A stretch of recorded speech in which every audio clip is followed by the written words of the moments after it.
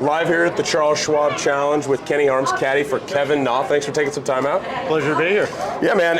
Tell us a little bit about your day today. You guys posted 3 under, which was great. We were watching earlier. You made a nice putt on the last hole. It was kind of a battle out there, wasn't it? It was a battle. We hit 6 fairways, so we scrambled really well.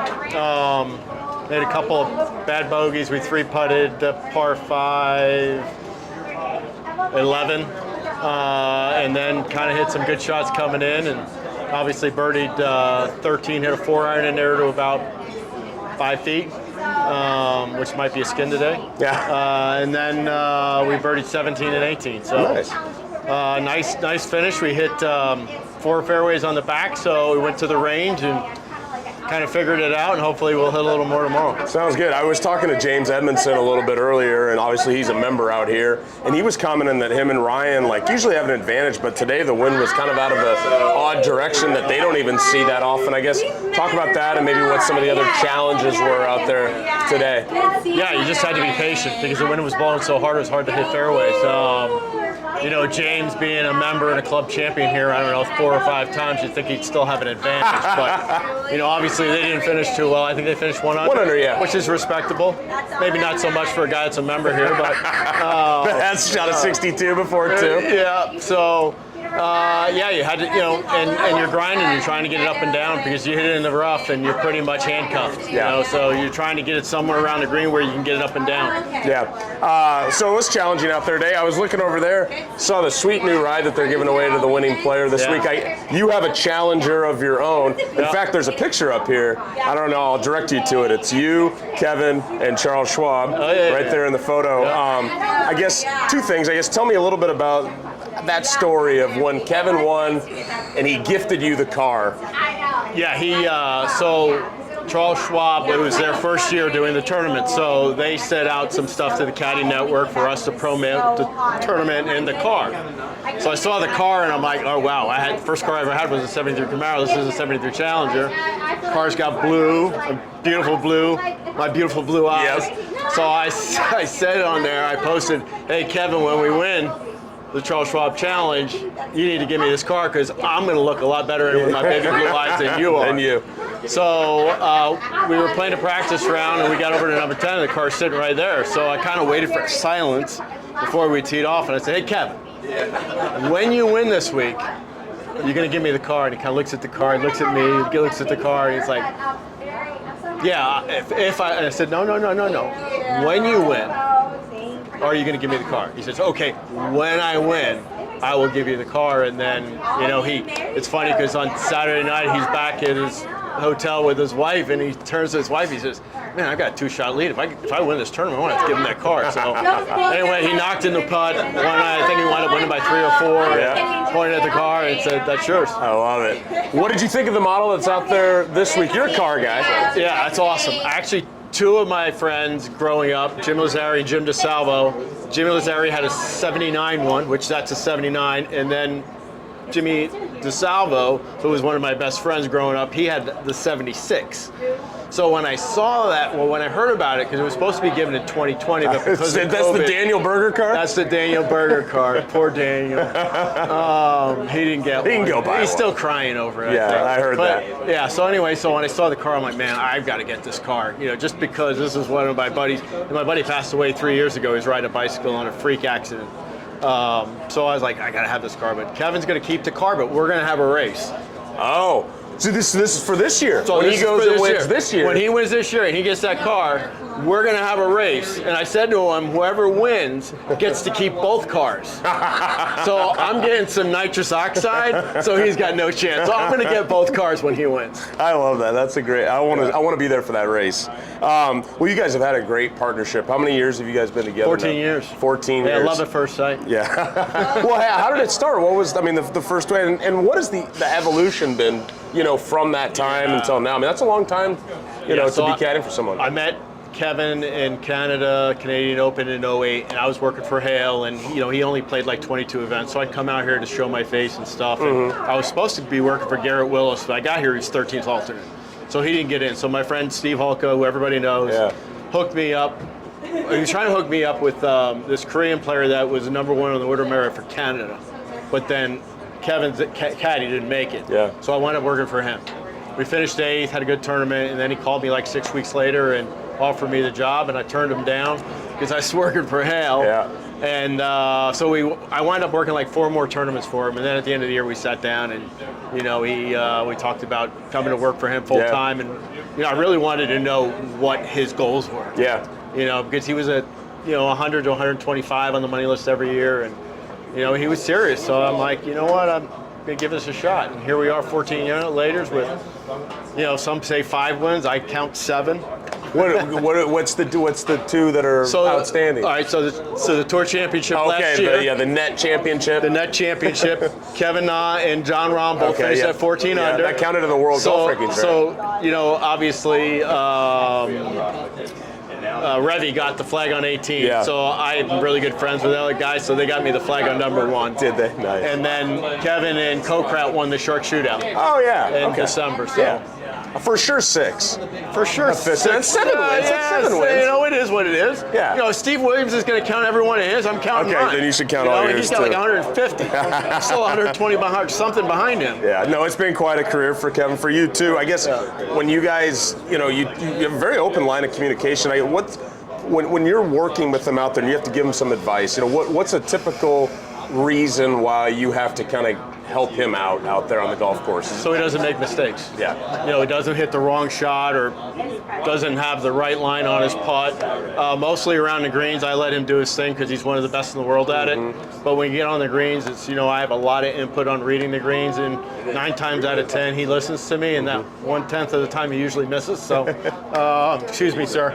You can ask a question when we're you done want to ask here. a question? We're recording Fox for the News. Fox News. I love Fox News. We're not on Fox. Well, we're News. not on. It's the Caddy Network. It's even We're talking better. to caddies you about you should the you golf. should get in with the Caddy Network. Yeah. All right, If brother. you got it. You can get. How good was this? How good was what? This golf tournament. It's Golf good. tour is one of the greatest. This guy's won this golf tournament before. He's a caddy. He caddies for Kevin Na. I got the one that's got the blue Challenger that you probably wanted to buy. I'll be damned. Yeah. You got a question for him? You got a question? Does he putt well? He putted well today. Love it. There you One of the are. best And we were putters just in the world. talking about that right now. Yeah, appreciate you. Yeah, I mean, appreciate being on TV. Yeah, you got it. Yeah, you're on. You're now famous. No, you are. And thank you to Charles Schwab. You're a Charles Schwab guy, probably up here just having a good time. We got Schwab. Throw a little money that way. Yeah, exactly. A little bit. Not much. I'm not a big time guy. Just So you don't dabbles. have to be a big time as long as you just give a little. Yeah. Give what you can give. Yeah, exactly. Well, Right? thanks for checking That's what in. life is all I'm about. sorry for interrupting. No, you're good, man. No, brother. Seriously, am I on? You No, were. yeah, well, you're on. You're on the We're video. We're gonna edit you out now. Yeah, maybe, or maybe you'll go viral. We'll let you know. Thanks for stepping in. Yeah. So my man here, my man's talking about how, you know, Kevin's a great putter, one of the best in the world, but you're a really good green reader, and you're saying, you know, hey, you know, we read really well together. I guess you take a lot of pride in that. Yeah. How have you come to be so good on the greens? And now you don't have the green reading books anymore, so I mean, it's even more valuable. Yeah, we were kind of like happy that they left. Unfortunately, I actually thought it would slow down play because I thought more people would start doing aim point and stuff like Yeah. that have a hard time reading greens. I don't know. I was just God gifted with reading greens ever since, you know, I started playing golf in college. Huber Green had me reading the greens when I worked for him, and then Hale Irwin hit, and then now I've got, you know, Kevin Na, and it's just one of those things I was gifted with, Yeah. I guess. What about the greens out here at Colonial? I mean, do you have any keys out here? Shine. You Yeah. can see with the shine's always going to go. The ball's going to go that way every single time. Yeah, it's interesting because they're bent grass greens, and I've got a Yes. great view here today on the 18th, and we're watching Yeah. guys come through, and that pin is probably in a fairly flat spot on the green when you're down there on the surface. Right. You look up here and you can see, and guys, it kind of struggled with that location all day, but Missing it left. yeah, I mean, just missing it everywhere. It Yeah. but you can see the shine. That's unusual that you have bent grass screens with shine. With shine. Which you do. I mean, there is a little bit of tell in these greens. And they're pretty easy to read. I mean, there's not a tremendous amount of break except for a couple of them. Yeah, that's what James was saying. Yeah. but most of them are pretty flat, and that's one of the flatter ones unless they put the pin all the way on the left or in the front. There's obviously a lot of slope in the front of the green, but where that was, it was like I think we had a 12-footer and we played it 4 inches outside the right and went right in the middle. Love it. Well, you've got a lot of experience on a lot of tours, and you were referencing that Hale Irwin, Hubert Green. He's worked on Lay's Tour a little bit too, I think. Yep. That's where I started. That's where you started. Who did you start with on Lay's Tour, and how are all 3 tours a little different? I mean, the job's the same no matter where you are, but there's some differences with the 3 different tours. Yeah. Now I haven't been out there. I worked a little bit for Michelle Wee in like 2006 on my off weeks. She was starting up. She was just starting up. She actually just coming back from an injury, so she really wasn't playing well. But when I was out there, they really didn't have any real bombers like they have now. It was pretty easy. They all, like my ex-wife played on the LPGA Tour, and her driver flew 218 yards. Her pitching wedge was 100 yards, or 9 irons was 110, 120, 130, 130. So it was pretty easy to caddy. Out here, it's a little bit different. Yeah. A lot more rough sometimes. But they're talented, man. The girls are getting better and better every year. And don't get me wrong, amazing. When I was out there, I mean, the likes of, I worked for Jan Stevenson for 2.5 years. She's in the Hall of Fame. Been with Nancy Lopez, Patty Sheehan, Beth Daniel. I mean, the greats of the game. Annika Sorenstam lives where I live. I had the pleasure of working for her for 1 day in the Tavistock Cup Lake Road against Alworth. So it's come. The LPGA's come a long way. And so is this tour. I mean, you look at the strength of field now compared to 30 years ago. That's a great. You brought up Annika Sorenstam. She's kind of a legend, everywhere. But out on at this place, and she teed it up here. I mean, how impressive was that? How she played. It was funny because when I was home last week, or where was I last week? No, I was at the hotel. They had on the Golf Channel. They had the story about Annika, about her playing here, and I think she only missed the cut by 2 She was or 3 close. shots. She shot like 1 over or something. She maybe. hit. I want to say she hit like almost every green one of the second day. Right. Just didn't make the putts. Yeah. And I think that's the biggest difference on the PGA Tour to the LPGA Tour. It seems like there's better putters out here and a lot better short game because they spin it a lot more. Yeah, that makes sense. You've been caddying a long time. If you had any advice for a young caddy, guys, there's always new caddies coming out on tour. Yeah. And I don't know, maybe some guys solicit advice from you, but if you had advice, for a younger caddy starting up, what would it be? Get your education first. Get your education because it's not easy to get a job out here. These guys are going to have to, unless they know a player, they're going to have to probably start on the Korn Ferry Tour or the LPGA like I did. I was out there for 3.5 years. Pay your dues. Pay your dues. I've always said for guys that when I was on the LPGA Tour, I said, find who you think the best caddy is, and for 1 week, just follow them around and watch what they do. They're not only caddying for their player, but they're caddying for the other players, helping the other caddies out, whether they hit in the bunker, getting the ball, or raking a bunker, or whatever the situation is. So, follow the better caddies that are known to be the best and learn from them. I like that. With that in mind, there's one question I like to ask guys, and I don't know if I asked this to you before, but say you're playing, you're at the US Open final round, you've got a 1-shot lead. I was caddying for you, I call you up and I was like, dude, Kenny, I broke my leg tonight, I can't go tomorrow, you're gonna need to find another looper. You can bring in anyone you want. Who would you bring on the bag to caddy for you in the final round of the US Open with 1-shot lead? Steve Williams. Steve Williams, that'd be your first call. Why Steve? He's won more than anybody else. He's won more than you. And he's won more than me as well. He's won more than me for sure. No, I mean, I caddied with him when he was working for Raymond Floyd, and I was with Hubert Green and Hale. Okay. So, You've known him. he's always been a great caddy. He's not afraid to be wrong. Yeah. He's going to step up and talk to the player the way that they need to be talked to. He'll tell the player if they don't have the right club or if they're That's what I would want. And I feel like that's how you caddy too. Oh, yeah, 100%. Yeah. Can't caddy scared. Yeah, no, that's a good point. What's your greatest caddy memory then? You've got, I had a lot to choose from. Is there one that stands out? There's a couple actually. When I was caddying for my fiance at the time, she won the British Open by 7. No way. And then where was that at? That was at oh God. Maybe not a normal rotation course. No, it's not a it was Woburn. Okay. Woburn, the That's Duchess course at unbelievable. Woburn. What yeah. a week. Yeah, and she won the week before that as well.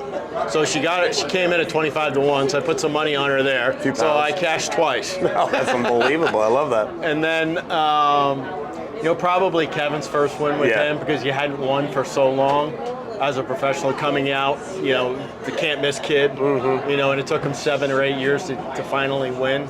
That was special because we have a special bond. Yeah. The other ones, Hale, winning a major with Hale, winning with Hubert Green in Birmingham where he was from. Yeah. So those 4. There's one with Kevin Na that's maybe not a good memory, but you guys had a lot of fun with from Valero.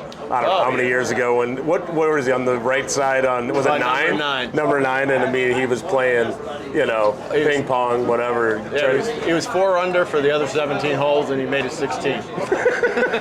And at the time, you're just like, what did you say while that was going on? Well, the first time he hit it right. He hit it right. And he hit the next one left. We found the first one. It was unplayable. Yeah. So we went back to the tee. He hit the next one straight right again, and then he hit the next one straight left again. Well, they found that one, so we went in there, and I'm like, Kev, you don't have anything. We got to go back to the tee. He goes, I'm not going back to the tee. I'm like, Kev, this isn't coming out.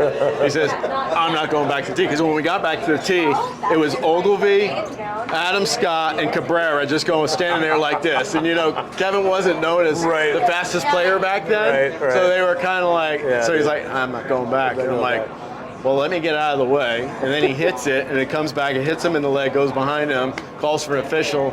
And so it took him longer than if he would have gone back. We would have probably made 8 or 9 instead of 16. That's hilarious. You know what? It was honestly probably one of the greatest things that happened to him.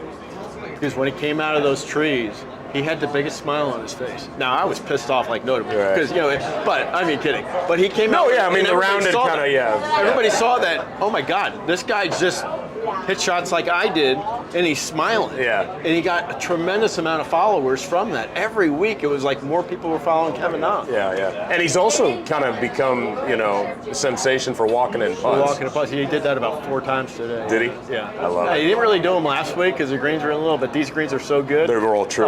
So he knows they're going in. He knows they're going in. That's great. Well, one more and we'll get you out of here. You do a lot of other things off the course. And we're out traveling. You got to have other passions and hobbies and stuff. I know you like to drink a lot of wine. Not a lot of wine, but you like wine. You're into cars. We talked about that a little bit. But you've got a pizza review that you do. Tell us a little bit about the pizza review. And did you get out and have any pizza this week? Yeah, actually, the friends I'm staying with, they've been phenomenal. They give me their house. They're actually in LBJ right now. Okay. And Kevin's staying with me. And their favorite place is I Fratelli. Okay. So I went there 2 days ago and grabbed the pie, and I burned my mouth, and I was pissed off. And that's what you're supposed to do, right? And I gave it a 6.9. And after I took a couple more bites, it was probably a 7.1 or 7.2. It was a little better because it's so hot. It was an angry score. It was an angry 6.9. Yeah. So I just started it. I actually started taking pictures. Yeah. And then I started doing videos, and then I was at my uncle's house, and my 2 cousins are like, "Dude, we love your pizza reviews. Do you follow the president?" I'm like, "Who's he?" I didn't even know who he was. He owned Barstool Sports, the press. Barstool, yeah. So I follow him. Yep. And that's where I get, I'll get on his website, One Bite app, and check out what they do, and then I get on Google and check out where the best places are. Gotcha. And, unfortunately, Fort Worth is known for barbecue, not pizza. Right, yeah, and I had some barbecue this week, not some pizza. But hey, all right, I need to show up if you guys win this week, when you win this week, and this race between Kevin and you, I want to be there for that. Thanks for taking. Honestly, I think they got to do it next year here. Yeah, we got to do it somewhere on the course. We'll ship both of the cars in. Okay. I don't know. We'll probably burn up the grass. Yeah. But we'll go out to the raceway. There's a raceway. Oh, there's Speedway here. Boom. Okay. And hit it there. Sounds like a plan. Thanks for taking time. Thanks, brother.